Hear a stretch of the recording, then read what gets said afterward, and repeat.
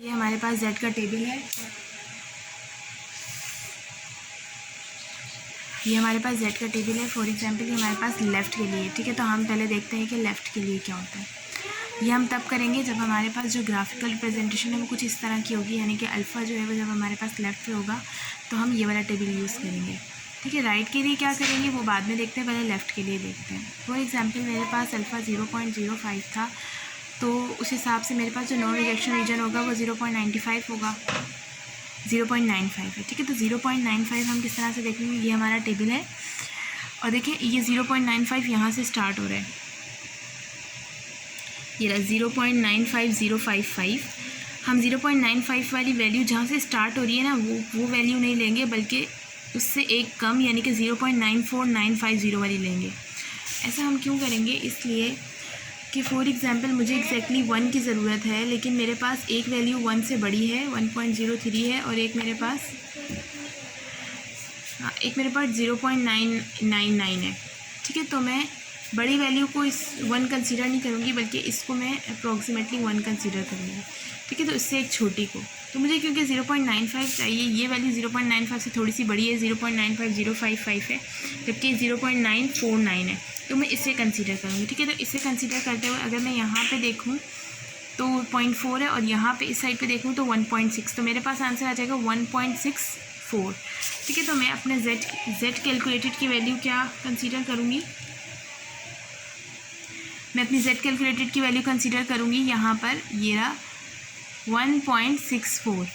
अच्छा, क्योंकि मैंने कहा था कि ये नेगेटिव होता है और ये चीज़ पॉजिटिव होती है, तो लेफ़्ट में आप ऐसा करेंगे कि इसको यहाँ पे माइनस का 1.64 बोल देंगे, और फिर उसके बाद आप z कैलकुलेटेड की वैल्यू निकालेंगे और आप ये वाला रिलेशन बनाएंगे कि z कैलकुलेटेड, क्योंकि देखिए ये नॉन रिजेक्शन रीजन में, ये तो रिजेक्शन रीजन है और ये वाला पूरा नॉन रिजेक्शन रीजन है, ठीक है। तो यहाँ पे 0 होता है, तो इसका मतलब ये है कि 0 से करीब जितनी भी वैल्यूज़ होती हैं वो बड़ी होती हैं माइनस के अंदर, और दूर जितनी भी होती हैं वो छोटी होती हैं, ठीक है। तो h0 हम देखेंगे कि h0 जब अगर z टेबलेट कैलकुलेटेड की वैल्यू यहाँ लाए कर गई तो h0 रिजेक्ट हो जाएगा, तो हम कहेंगे h0 rejected when z calculated is less than और इज इक्वल टू 1.64, यानी कि अगर z कैलकुलेटेड की वैल्यू z टेबुलेटेड से छोटी हुई, यानी कि इस रीजन में लाई की, तो फिर h0 रिजेक्ट हो जाएगा। लेकिन अगर इस रीजन में लाई की जो कि नॉन रिजेक्शन रीजन है, तो तब हमारे पास एक्सेप्ट हो जाएगा, ठीक है। तो ये हम केस बनाएंगे।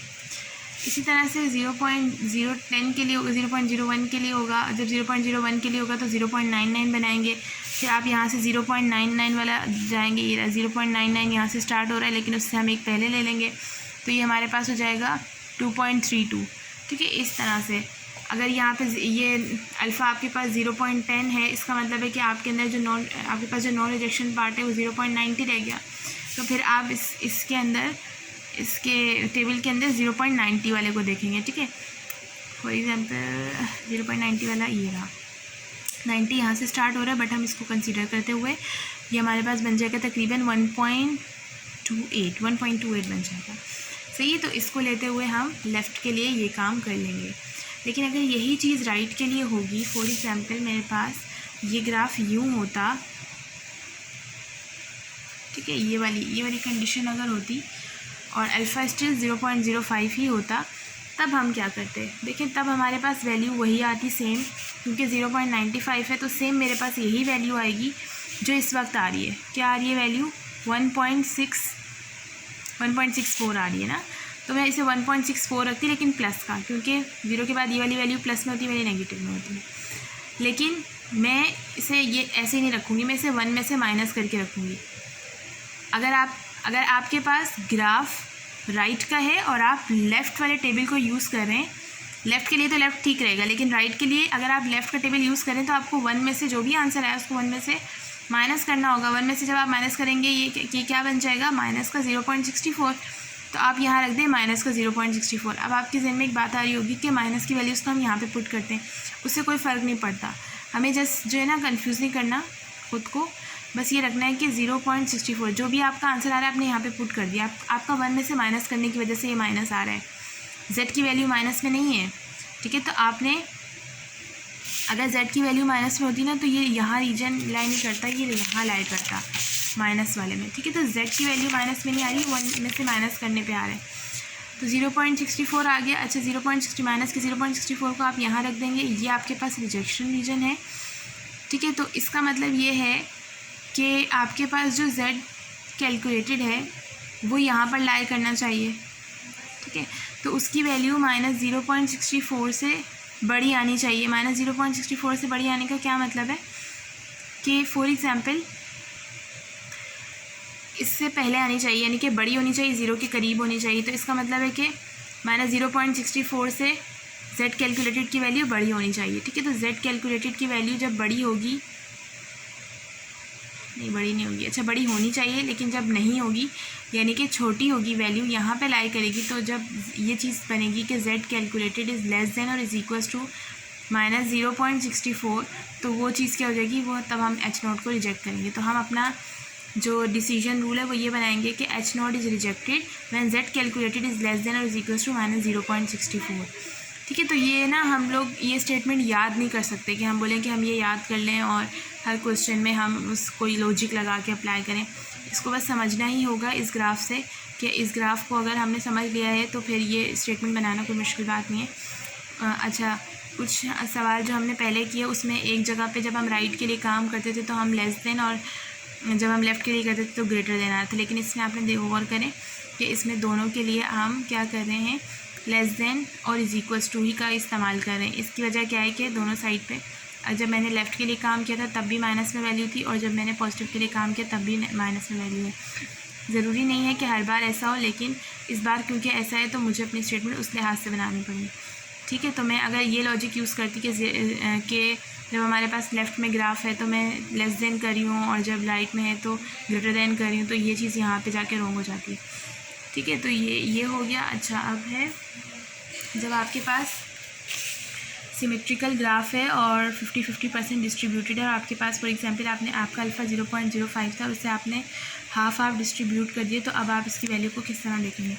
फॉर एग्जांपल आप इसको यहाँ से, ये आपके पास 0.95 था, आपने 0.95 को प्लस करना है 0.025 में, ठीक है। तो 0.025 आ गया आपके पास और 0.95, ठीक है। तो 579.0, ठीक है। तो आपके पास ये वैल्यू आ जाती है, यानी कि आपने 0.95 को प्लस करना है इसके साथ।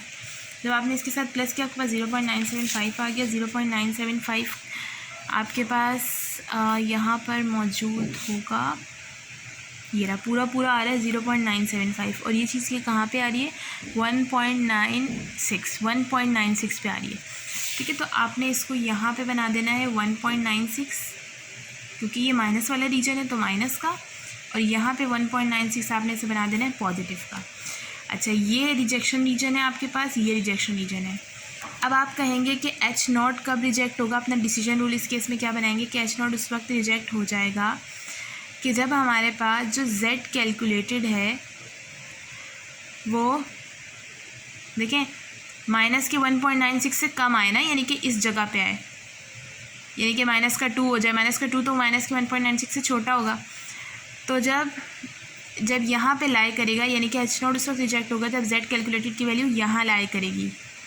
कैसे लाई करेगी, जब छोटा हो या फिर बराबर हो -1.96 के, और तब रिजेक्ट होगा जब 1.96 से बड़ा हो, क्योंकि अगर यहाँ पे 2 आता है तो 2 तो 1.96 से बड़ा है ना, तो ज़रूरी है कि अगर उसको रिजेक्ट होना है तो ज़रूरी है कि उसकी वैल्यू 1.96 से प्लस के 1.96 से z कैलकुलेटेड की वैल्यू बड़ी हो या फिर उसके बराबर हो। लेकिन अगर उसको इस केस में रिजेक्ट होना है तो उसे -1.96 से छोटा होना पड़ेगा, ठीक है। तो यहाँ पे हम 2 स्टेटमेंट बनाते हैं, फिर हम अपनी z कैलकुलेटेड की वैल्यू को देखते हैं कि किस तरह से, तो उस हिसाब से हम काम कर रहे होते हैं, ठीक है। फिर कैलकुलेशन आ जाएगी, कैलकुलेशन के बाद स्टैटिस्टिकल डिसीजन है, फिर हम अपना कंक्लूजन ड्रॉ करते हैं एंड देन फिर हमारा आंसर आ जाता है।